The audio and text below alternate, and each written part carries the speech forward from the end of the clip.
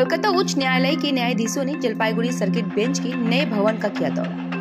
Every drop of water counts. SBM Gold's water tank is the most sustainable and durable water storage solution available. Our hashtag Asli Commitment.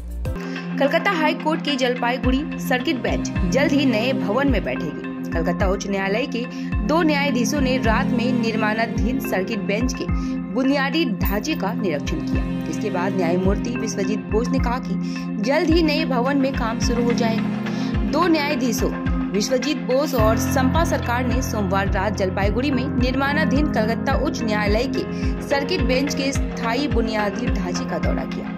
न्यायाधीशों ने जिला प्रशासन, police व संबंधित विभाग के अधिकारियों के साथ कार्य की प्रगति का निरीक्षण किया। इस संदर्भ में कलकत्ता उच्च न्यायालय के न्यायाधीश विश्वजीत बोस ने कहा कि काम बहुत तेजी से चल रहा है। नई स्थायी इमारत पर काम जल्द ही शुरू हो जाएगा।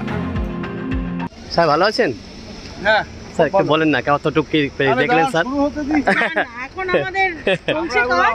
হ্যাঁ ম্যাডাম, হ্যাঁ একটু যদি হ্যাঁ কতটা দেখলেন ম্যাম?